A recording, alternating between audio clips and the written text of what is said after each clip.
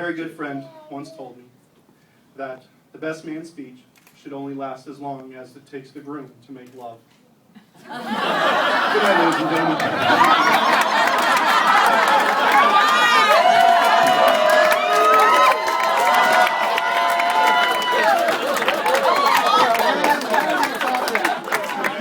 Actually, it took me a little bit too long. Chris, we're going to get him.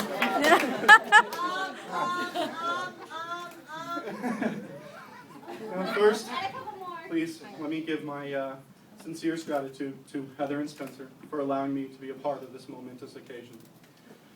And to Mr. and Mrs. Mahalik, thank you so much for everything that you have done to allow this to be the special day that it is.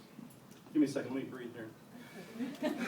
And of course, to Mr. and Mrs. Hall, thank you for all that you've done and all of your support to help make this, by all accounts, the special day that it is. And to Spencer, thank you so much for choosing me to be your best man. I'm sure you're going to regret it.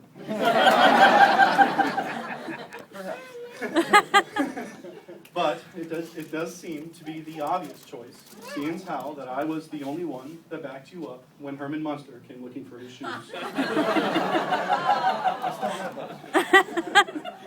That's because I was there. Now, when Spencer told me that I was going to be his best man, I was both honored and excited, but that wore off really quick. Because with this great honor comes the responsibility of giving this damn speech. So, not being a very creative man, I needed all the help I could get. You can do it! Thank you. So I turned to the internet to try and find some help. And after a few hours, I found some really interesting stuff. And realized that I still needed some material for this damn speech.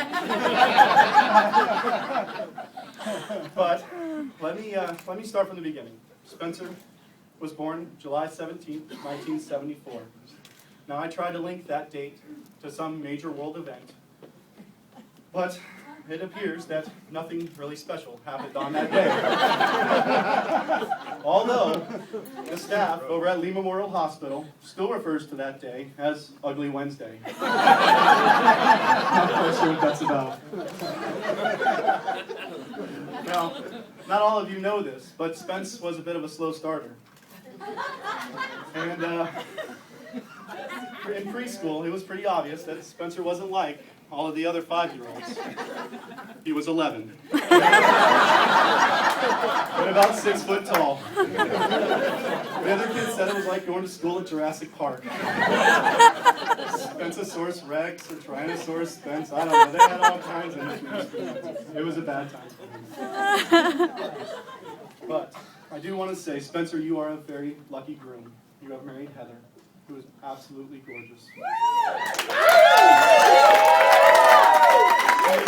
She is smart and funny. One of the funniest girls I've ever met. Very warm, loving, and caring. And she deserves a good husband. Here, here. And it's a damn good thing you married her before she found one.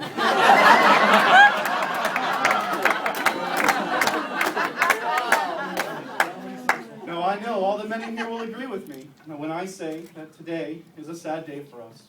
That another beautiful and wonderful girl has officially been taken off the market. And I'm sure that all the women in here will agree with me when I say that today, for them, is just another day.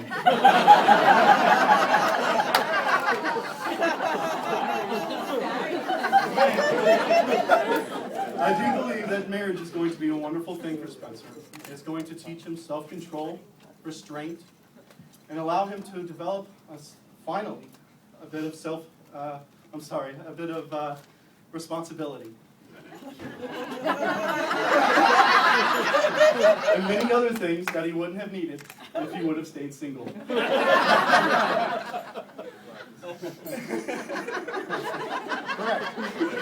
He regrets it now. But you know that many people all my life have said that there is one special person for everybody. And as I don't know everybody, I do know Heather and Spencer. And there couldn't be a more perfect match than those two.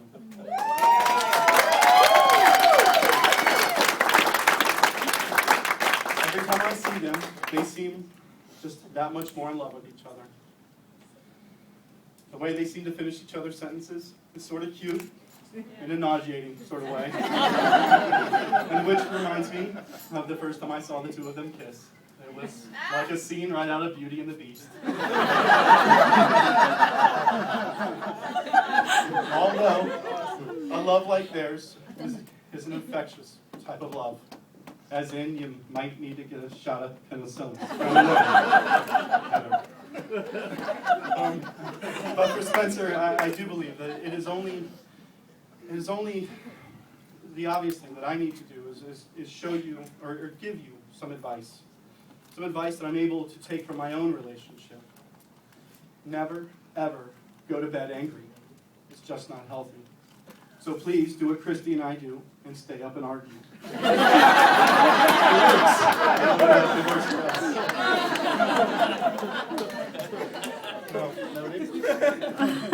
But all jokes aside, Spencer, you are my best friend.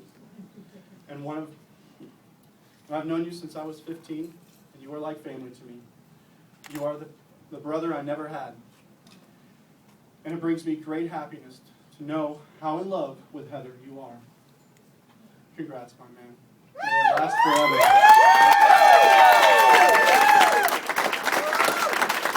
The happiness that she shows you and the love that she gives you cannot be outshined.